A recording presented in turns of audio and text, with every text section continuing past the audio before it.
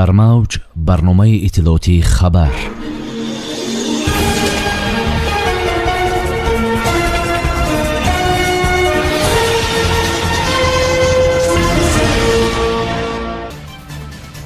аввалин корвони мошинҳои боркаш аз покистон ба тоҷикистон омад. самтҳои ҳамкорӣ байни тоҷикистон ва амрико дар соҳаи саноати кӯҳкорӣ ва ҷустуҷӯи геологӣ муҳокима шуданд. хатсайри душанбе остона ба фаъолият оғоз намуд. дар сӯҷина ободкориҳо идома меёбад. танӯраш сурухрӯ аз оташи гул. моҳи апрел обу ҳаво дар тоҷикистон чӣ гуна мешавад? маротибаи аввал корвони мошинҳои боркаш аз ҷумҳурии покистон ба тоҷикистон расид. хабар медиҳад амид ховар бо истинод ба вазорати нақлиёти тоҷикистон. санади ба имзо расидаи ду давлат ба рушди тиҷорат аз ҷумла тавассути транзит аз ҳудуди давлатҳои аҳдкунанда, ҳамон нақли байналмилалии бор бо истифода аз намудҳои гуногуни нақлиёт, зиёд намудани гардиши молу маҳсулот ва фароҳам овардани шароити мусоид барои воридоту содирот байни тоҷикистон ва покистон равона шудааст. бояд гуфт ки масофаи хатсайри автомобилӣ байни душанбе ва исломобод 44 километрро ташкил намуда долони мусоид барои баромадан ба бандарҳои баҳрӣ маҳсуб мешавад. ҳайати тоҷикистон таҳти роҳбарии муовини якуми вазири саноат ва технологияҳои нави ҷумҳурӣ исоҷон қурбонзода дар ҳамоише ки дар мавзӯи технологияҳои навин ва пешрафтаи ширкатҳои истихроҷкунандаи металлҳои қиматбаҳои амрико дар амрико доир гардид иштирок намуд. дар доираи ёддоштҳои тафоҳумӣ байни ҳайати тоҷикистон ва ширкатҳои соҳаи маъданӣ амрико ба имзо расида дар оянда таҷрибаи онҳо дар ҷумҳурии тоҷикистон истифода бурда мешавад.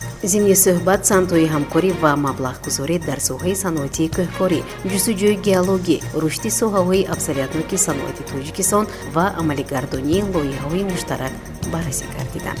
хабар медиҳад амид ховар. дар толори фурудгоҳи байналмилалии душанбе расми ифтитоҳи хатсайри нави мустақиму мунтазам аз шаҳри душанбе ба пойтахти қазоқистон шаҳри остона баргузор гардид.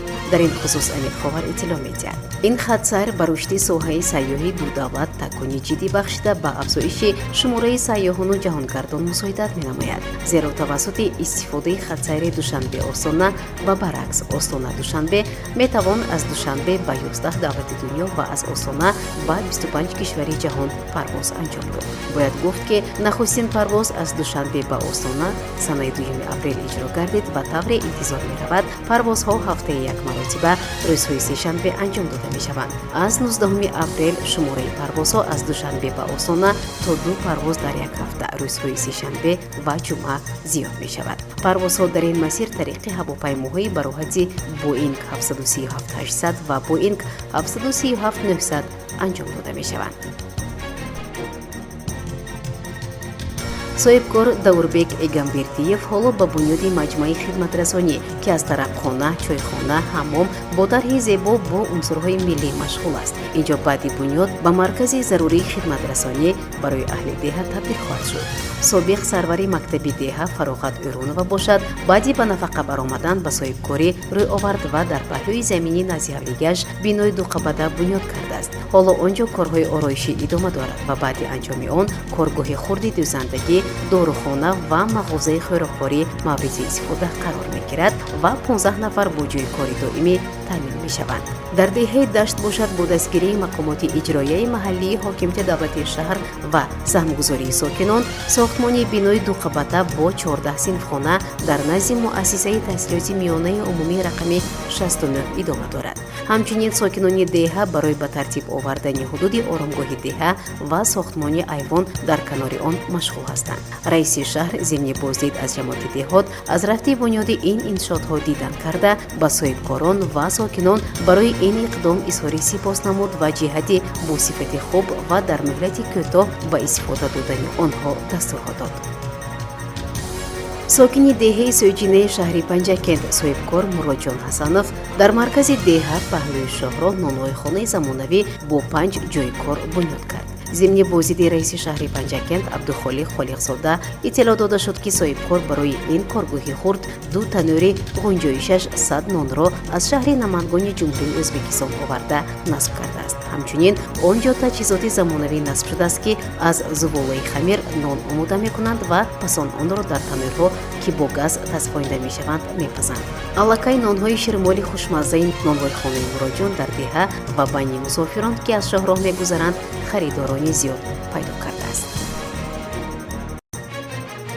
аввали моҳи апрел дар ҷумҳурии тоҷикистон рӯзона обу ҳавои гарм бидуни боришот пешгӯӣ мешавад, лекин шабона ва субҳгоҳон дар баъзе минтақаҳо дар водиҳо борони кӯтоҳмуддат борида, дар кӯҳҳо эҳтимоли боридани барф вуҷуд дорад. иттилоъ медиҳад Азия Плюс бо истинод ба агентии обу ҳавошиносии кишвар. тибқи маълумоти обу ҳавошиносон моҳи апрел дар тоҷикистон обу ҳавои маъмулии абрноки баҳорӣ дар назар буда ҳарорат баъзан начандон зиёд тағйир меёбад. ҳарорати миёнаи моҳонаи ҳаво дар вилояти суғд ҳудуди меъёри иқлимӣ дар баъзе ноҳияҳо аз меъёри иқлимӣ 1-2 дараҷа баландтар пешгӯӣ шуда, дар водиҳо 21-24 дараҷа гарм, дар ноҳияҳои кӯҳӣ 8-13 дараҷа гармиро ташкил медиҳад. миқдори моҳонаи боришоти атмосферӣ дар ҳудуди меъёри иқлимӣ дар баъзе ноҳияҳо аз меъёри иқлимӣ кам пешгӯӣ мешавад. дар давоми моҳ ҳавои тағйирёбанда пешгӯӣ шуда боридани боронҳои шиддатнокиашон гуногун дар назар буда, дар баъзе ноҳияҳо раъду барқ ба амал омада боридани шоъла аз эҳтимол дур нест. рӯзҳои алоҳида шиддатнокии вазиши шамол аз самти ғарб бо суръати то 17-22 метр дар як сония аз эҳтимол дур нест. кумитаи ҳолатҳои фавқулоддаи тоҷикистон бо такя ба маълумоти агентии обу ҳавошиносӣ хабар медиҳад, ки бар асари боло рафтани ҳарорати ҳаво дар роҳи мошингарди душанбе чаноқ хатари лағзиши тармаву резиши санг таҳдид мекунад. дар ин иртибот кумита бори дигар аз сокинон хоҳиш мекунад, ки дар ин рӯзҳо аз сафарҳои безарурат ба минтақаҳое ки эҳтимоли лағзиши тарма ва регу санг доранд худдорӣ намоянд. рафтан ба доманакӯҳҳо барои ғунучини гиёҳҳои доруворӣ, ҳезум ба шикоргоҳҳо барои шикор ва соҳили обҳо барои моҳидории маслиҳат нест. ронандагон ҳангоми ҳаракат дар роҳи кӯҳӣ пеш аз ҳама фосилаи байни мошинҳоро ҷиддан риоя кунанд, суръати ҳаракатро низ боло набаранд. дар мавҷ барномаи иттилоотии хабар.